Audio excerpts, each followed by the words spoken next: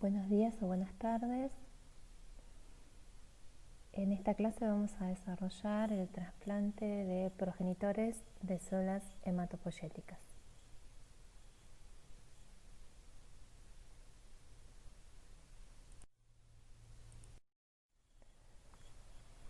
El trasplante de células hematopoyéticas es una opción terapéutica en muchos pacientes con neoplasias hematológicas, insuficiencia medular y algunas enfermedades congénitas.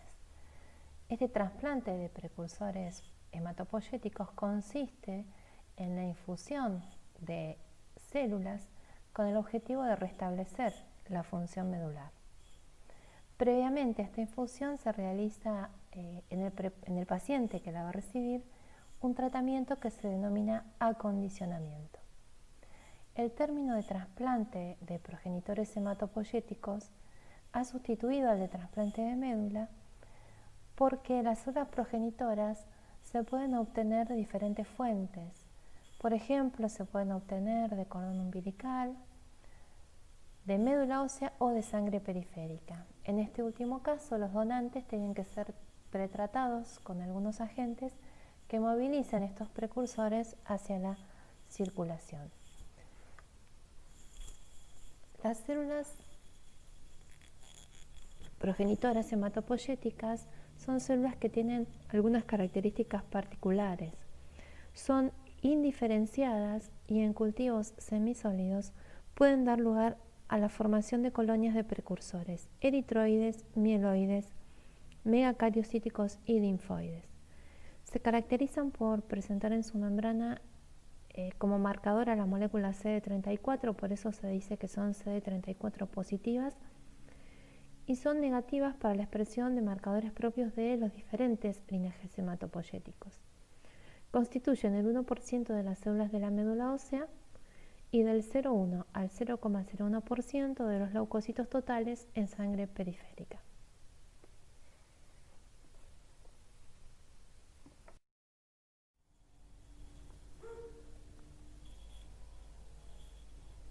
Podemos clasificar a los trasplantes de células hematopoyéticas en distintos tipos, según si tenemos en cuenta las características del donante, la fuente, es decir, el lugar de donde se obtienen estos progenitores hematopoyéticos, o según la intensidad del acondicionamiento. Según las características del donante, hablamos de trasplante de precursores hematopoyéticos halogénico cuando el donante es otra persona. ¿Quiénes pueden ser donantes? Pueden ser donantes hermanos idénticos en relación a las moléculas del complejo mayor de histocompatibilidad, que en el hombre se conocen como moléculas HLA. En esta situación decimos que el trasplante es histoidéntico. Puede ser un donante la madre, el padre o un hermano que solo compartan un haplotipo de estas moléculas, entonces hablamos de haploidéntico. O puede ser un donante no emparentado, HLA idéntico o con alguna disparidad en las moléculas del complejo mayor de histocompatibilidad. También puede ser un trasplante de sangre de cordón umbilical. Esto entonces en el caso de los trasplantes halogénicos. El trasplante autólogo es el trasplante en el cual el donante es el propio paciente. Y el trasplante singeneico es el trasplante en el cual el donante es un hermano gemelo univitelino. Según la fuente de obtención de estos precursores hematopoyéticos, los podemos clasificar en trasplante de médula ósea, donde las células a trasplantar se recolectan por sucesivas punciones de la cresta ilíaca posterior-superior, trasplante de precursores hematopoyéticos de sangre periférica, donde, como les decía al principio, necesitamos movilizar las células para que se liberen de la médula ósea a través de la administración de algunas sustancias que después vamos a mencionar, y también el trasplante de células de cordón umbilical. La desventaja del trasplante de células de cordón umbilical es que no se obtiene demasiada cantidad de células. según la intensidad del acondicionamiento, es decir, según la intensidad de la preparación de la persona que va a recibir este trasplante, hablamos de trasplante con acondicionamiento mieloablativo, no mieloablativo y de intensidad reducida. El trasplante mieloablativo es un trasplante en el cual el tratamiento de la persona que va a recibir el trasplante produce una lesión irreversible en las células de su médula ósea, seguida de una pancitopenia intensa, y solo se recupera por las células hematopoyéticas del donante. En el caso del trasplante con acondicionamiento no mieloablativo, el tratamiento es menos intenso. No se destruyen todas las células hematopoyéticas, la pancitopenia dura un tiempo menor, y en la primera fase de este trasplante existe lo que se llama quimera mixta. ¿Qué es esta quimera mixta? Conviven en el hospedador células progenitoras hematopoyéticas del donador y del receptor. Luego, los linfocitos T del donador van a eliminar todas las células precursoras hematopoyéticas del paciente. Y por último, los tratamientos de acondicionamiento de intensidad reducida son intermedios entre los mieloablativos y los no mieloablativos.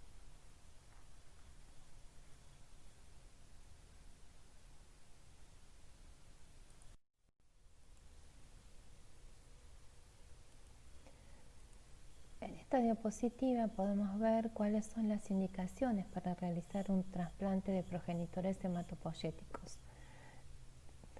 ¿En qué situaciones se pueden realizar alotrasplantes?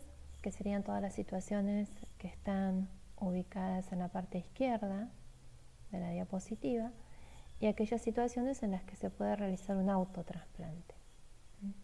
No vamos a leer todas estas patologías, pero ustedes las tienen aquí para poder consultar en qué situaciones se puede hacer uno u otro tipo. Hace un ratito hablamos de la compatibilidad. Es sumamente importante la compatibilidad en relación a las moléculas del complejo mayor de histocompatibilidad de clase 1 y clase 2. Nosotros estudiamos estas moléculas en la clase anterior. De estas moléculas, de la cantidad de moléculas que hay, es importante la compatibilidad para las moléculas HLA-A, B y DR. HLA-A y B son moléculas del complejo mayor de histocompatibilidad de clase 1, y HLA-DR es una molécula del complejo mayor de histocompatibilidad de clase 2.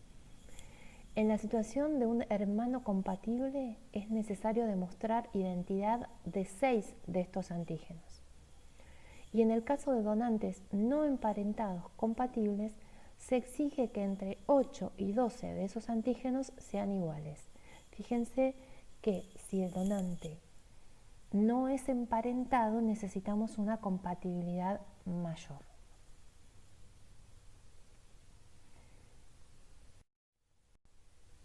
En algunas circunstancias, a pesar de que existe compatibilidad frente a estos antígenos mayores, ocurre algún tipo de rechazo o algún tipo de falla en el trasplante.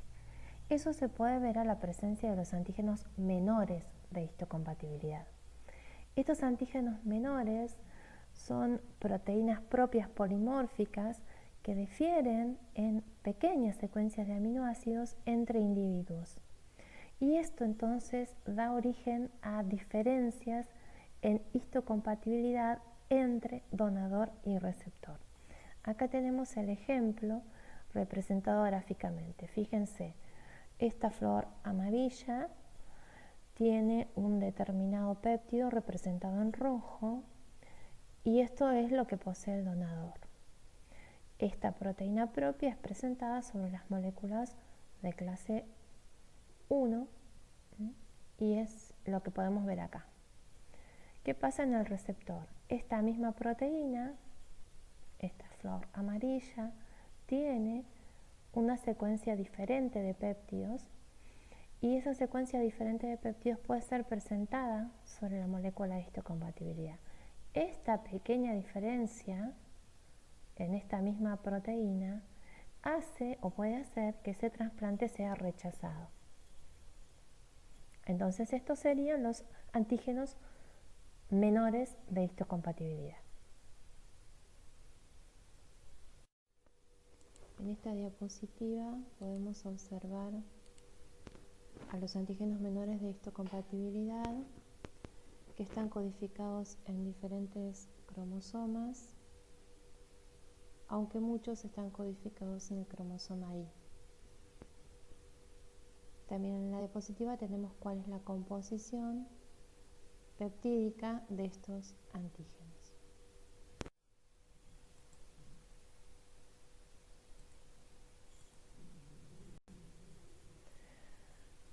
En esta diapositiva podemos apreciar un esquema de los pasos a seguir para realizar un trasplante de precursores hematopoyéticos.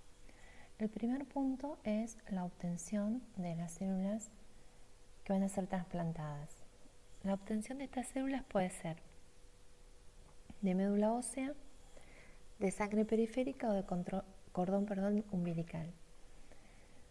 La obtención a partir de médula ósea se hace en quirófano, en condiciones estériles.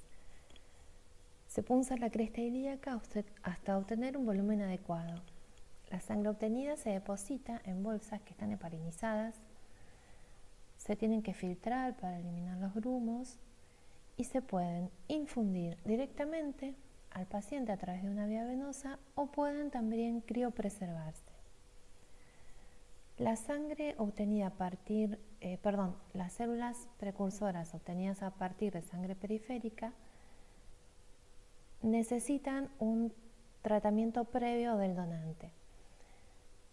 Se le administra un agente que movilice estos precursores. Estos agentes pueden ser el factor de crecimiento de granulocitos o plerixafol. El plerixafol es un antagonista de un receptor para quimoquinas.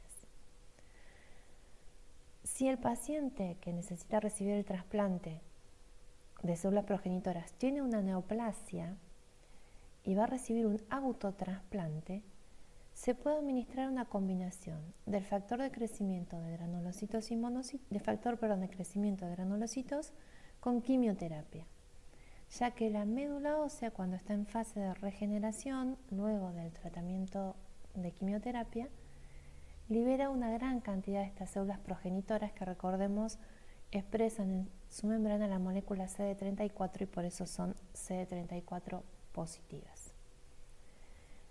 La administración de estos agentes, por ejemplo, del factor de crecimiento de granulocitos, no ocasiona ninguna alteración en el donante. Pequeñas molestias como cefaleas o algunas molestias musculoesqueléticas.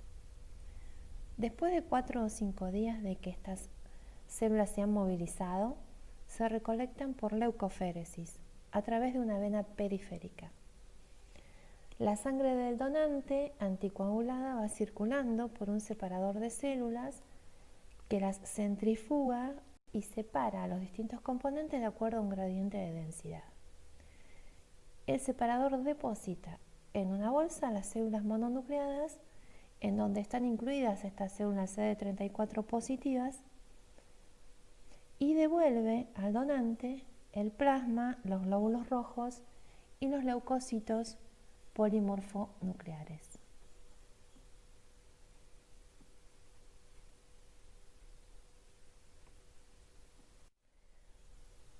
Las células de cordón umbilical son fáciles de obtener, tienen menor restricción en relación a las moléculas del complejo mayor de histocompatibilidad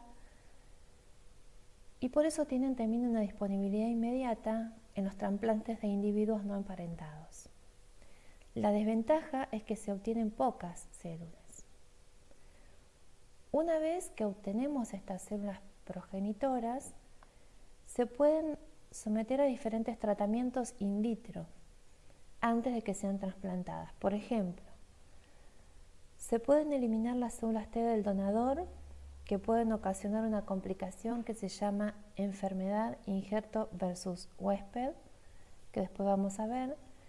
Se pueden eliminar células tumorales o se pueden seleccionar exclusivamente las CD34 positivas. ¿Qué pasa con el receptor de ese trasplante? El receptor de ese trasplante necesita ser sometido a un tratamiento que se denomina acondicionamiento.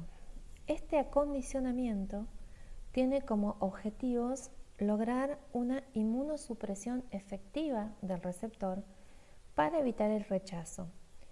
Y en algunos casos también sirve para erradicar la enfermedad del paciente. En general se utiliza como tratamientos de acondicionamiento el empleo de quimioterápicos combinados con irradiación corporal total. Pueden usarse también anticuerpos monoclonales marcados con isótopos. Los acondicionamientos mieloablativos producen una mielosupresión irreversible y se prefiere realizarlos en los pacientes que son más jóvenes y que tengan enfermedades más agresivas. Para evitar la enfermedad injerto versus huésped, el receptor, luego de que recibe el trasplante, es sometido a un tratamiento con metotrexato y ciclosporina durante más o menos 6 a 9 meses para evitar precisamente este mecanismo que es una complicación del trasplante. Además de metotrexato o ciclosporina, se pueden administrar sueros antilinfocíticos.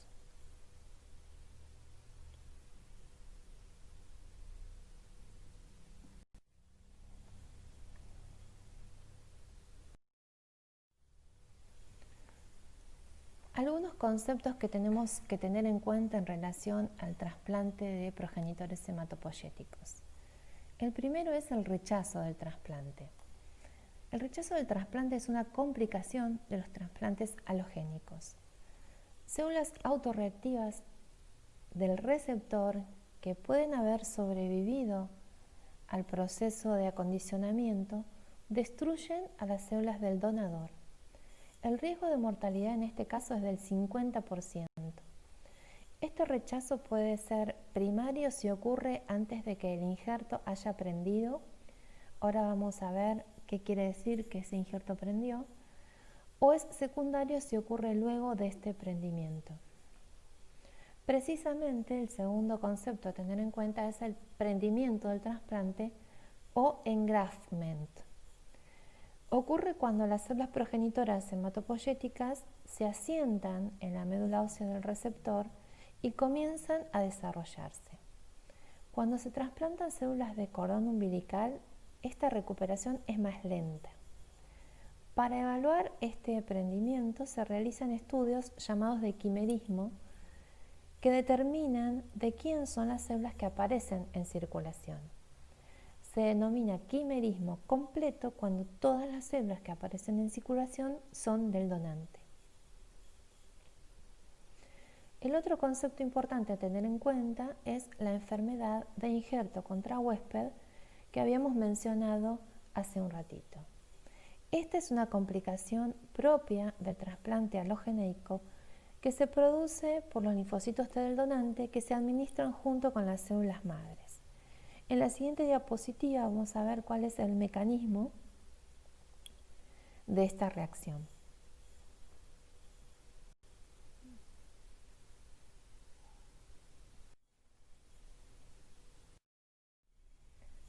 En esta diapositiva podemos ver cómo se produce esta reacción de injerto contra huésped.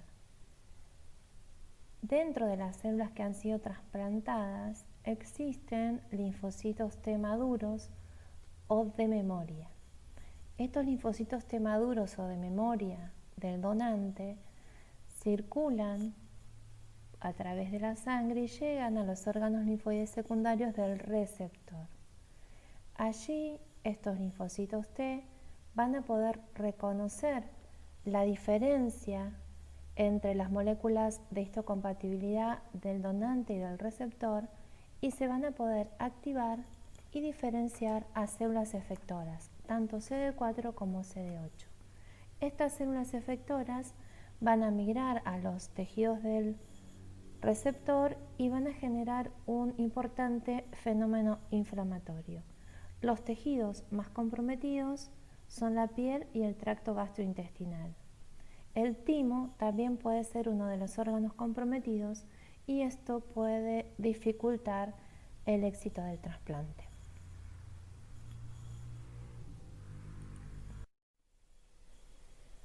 La enfermedad de injerto contra huésped puede ser aguda o crónica. La aguda afecta al 50% de los pacientes sometidos a un trasplante alogénico. Aparece entre la segunda y 10ª semana después del trasplante, aunque puede ser más precoz y también puede ser posterior. Generalmente se da un tratamiento con esteroides locales si el problema está en piel, o se da un tratamiento intravenoso en dosis más altas si el problema está distribuido a otros órganos. La enfermedad injerto versus huésped crónica se asemeja a un mecanismo autoinmune, ya que se pierde la tolerancia frente a lo propio. El tratamiento en esta enfermedad injerto versus huésped crónica depende de la cantidad de órganos afectados. Las formas más graves requieren, además de prednisona, inmunosupresores como tacrolimus o micofenolato de mofetilo. Si todo esto tuviera un panorama mucho más sencillo, se podría pensar que eliminando las células T del injerto se podría solucionar la enfermedad injerto contra huésped. Sin embargo, la presencia de estas células T es útil porque favorece el prendimiento del trasplante.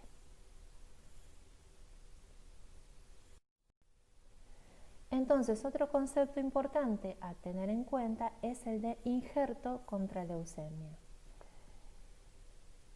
Los linfocitos T presentes en el trasplante contribuyen a eliminar células leucémicas que pudieran haber quedado en el receptor y que hayan sobrevivido al acondicionamiento. En esta figura podemos ver la acción de estos linfocitos T del donante. A la izquierda, las células T del donante que reconocen antígenos menores de histocompatibilidad que están expresados ampliamente en el organismo participan en la enfermedad injerto versus huésped. Y a la derecha podemos ver que las células T del donador que responden o que son específicas para los antígenos menores de histocompatibilidad que se expresan solo en las células hematopoyéticas puede colaborar a eliminar a las células malignas sin ocasionar la enfermedad injerto versus huésped.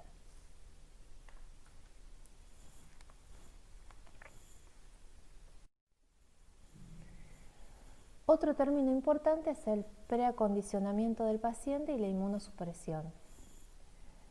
Cuando se trata de un trasplante autólogo, se tienen que administrar altas dosis de quimio o de radioterapia para eliminar las células tumorales. El paciente luego recibe el trasplante para reconstituir todo su sistema hematopoyético. En el caso del trasplante halogénico, ha ido cambiando a lo largo del tiempo. El tratamiento estándar era un esquema mieloablativo que consistía, como dijimos hace un ratito, en la irradiación corporal total combinada con unos agentes alquilantes como la ciclofosfamida o quimioterapia asociada a ciclofosfamida. Debido a la alta morbilidad y mortalidad de estos tratamientos, se comenzaron a utilizar tratamientos no tan agresivos que se asocian a tasas más altas de rechazo. Estos tratamientos, como les decía hace un rato, pueden dañar el timo, lo que dificulta luego la reconstitución T absoluta. Cuando se usan donantes no emparentados, se emplean distintas estrategias para evitar el rechazo. Las más usadas son administrar, luego del trasplante, anticuerpos monoclonales o globulinas antilinfocíticas para disminuir los linfocitos T in vivo.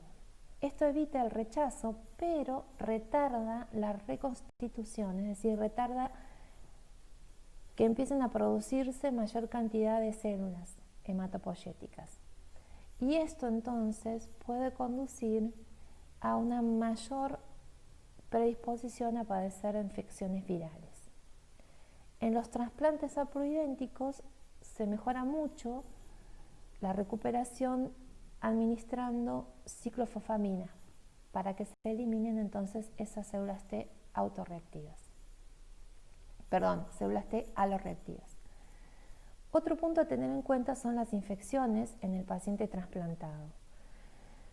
Antes de que se realice el trasplante, los pacientes tienen una mayor predisposición a padecer infecciones bacterianas y durante el periodo de recuperación se agregan las infecciones virales. Esto es un punto entonces a tener en cuenta cuando se realiza un trasplante.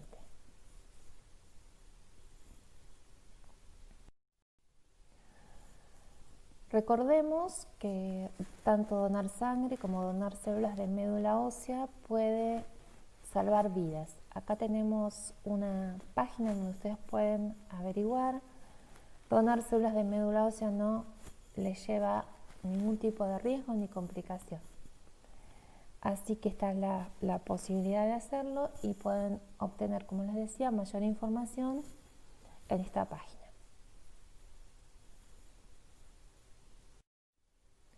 Desde ya les agradezco mucho la atención y continuamos en la última parte en la cual vamos a hablar de las inmunodeficiencias primarias.